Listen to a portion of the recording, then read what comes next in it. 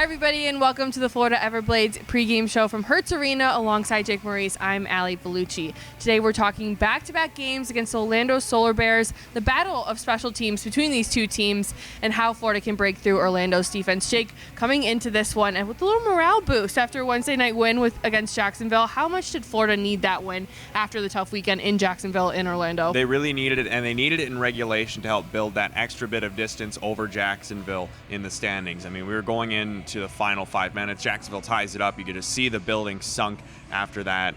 And then we're thinking, okay, now we're definitely going to overtime, right? This game's been too defensive, too tight. But Florida, they keep the pressure on, get that last-minute goal. Crowd goes berserk.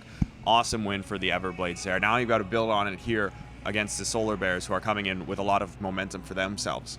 Speaking of their momentum, they're 6-3-1 in their last 10 games. What exactly do you think is the biggest concern for Florida coming into these two games against Orlando?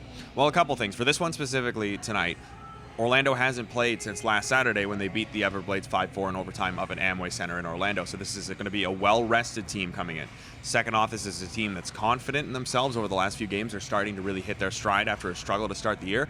And finally, this is a team that is desperate. Right now, they're still sitting quite a ways out of the final playoff spot. I believe 7 points back of Greenville for that spot. So it's doable. They've dug themselves out of the hole admirably so far that they put themselves into earlier in the year with their struggles.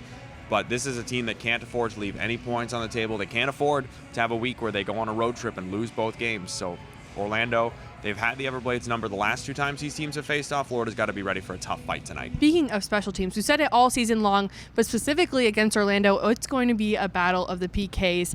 They're neck and neck in the standings right now, in the PK standings. What is going to be the difference maker for Florida tonight to set themselves apart from Orlando's PK? Yeah, and last time these two teams played last Saturday, both teams got themselves a late power play goal in the third period. Florida got one to take the lead, and then Orlando tied things back up. So special teams, they always play a factor in these games between these guys. I think for Florida, the one thing that they can do compared to Orlando's penalty kill that would really help them is just standing up at their blue line. If you prevent Orlando from breaking in with speed, coming into your zone with possession of the puck, force them to at the very least dump it in, but if you can stand them up, force them to turn back and try again, or get the clear down the ice, maybe go up for something shorthanded if you get the opportunity, that's going to be a big difference for Florida. Whichever team is stronger at their own line, denying entries or at least slowing them down, is going to be the team that's going to have more success on the penalty kill tonight. Head coach Brad Ralph has talked a ton about puck possession recently and said when his team controls the game, they play their best hockey overall. Only 1 for 6 on the power play in Orlando on Saturday night. How important is it for Florida to set the tone early on tonight on the man advantage? It's going to be super important for Florida. I mean, the man advantage wasn't a huge factor in the game on Wednesday. Both teams had their opportunities, neither of them could bury it. And for possession, you could look at this week's Jacksonville game versus last week, where Jacksonville dominated Florida in terms of puck possession, and the Everblades were held to only 14 shots. That's not going to get it done compared to Florida getting over twice that amount in the win on Wednesday. Here tonight on the power play especially, just controlling the puck, making sure that Orlando can't get clears. You possess it on the outside. Sometimes you might have to reset, even go outside to the neutral zone to just make sure you keep control of the puck solidly and can keep crisply passing it around. That's going to be huge for the Everblades tonight, making sure that on the power play, you're in control of the puck. You're not just forced to dump it in and go after it. You're not forced to fight for chaotic battles along the board. Just keep yourself in control of the puck, keep things calm, and you can set up the right plays. More on offense. Florida found the back of the net a lot in Orlando this past weekend, 5 times to be exact. But defensively speaking, what is going to set apart Florida's defensive efforts tonight? Well, one thing that can really help is finding an insurance marker. In the game against Orlando last weekend, Florida could never get themselves a multi-goal lead. And when you can't get that, it means you have to press for offense a little bit more. You're under more pressure to find that extra goal. That means you're more likely to make a mistake. Absolutely. In the hunt for offense, you're going to put yourself into just troublesome scenarios, whereas if you can get a 2-goal lead, 3-goal lead, anything beyond that, you can really just hone in on your defensive game. You're not pressured to go and force something, try and make something work that really isn't there to get yourself that extra goal and potentially give up an opportunity for Orlando. They're going to be thinking the same way. They had the lead against Florida a few times, and they could never make it more than one. That made the game go longer than it should have, as Orlando was looking to get that 2 points clean against Florida. But the Everblades and the Solar Bears, they're both going to be looking here for the same thing tonight, to make sure that whichever team can get themselves out front, they're going to be looking to make it more than a one-goal lead at a time, because these two teams have shown throughout the season series that when they can get a multi-goal lead against one another, it's very hard to mount a comeback. More on the mental side of things, head coach Brad Ralph said this is the point in the season where injuries and exhaustion really start to set in for teams, but he thought his team has played mentally tough, especially these past few weeks here. What mindset is Florida going to have to take on in order to get it done these next 2 games against Orlando? Just make sure that you're ready to do whatever it takes, right? That you're mentally going into every game that I'm going to give 100% effort, that I'm going to do whatever is needed, whether it's blocking a shot, making a hit, taking a hit, making a pass, just even sometimes just clearing the puck out of the zone, taking a short shift.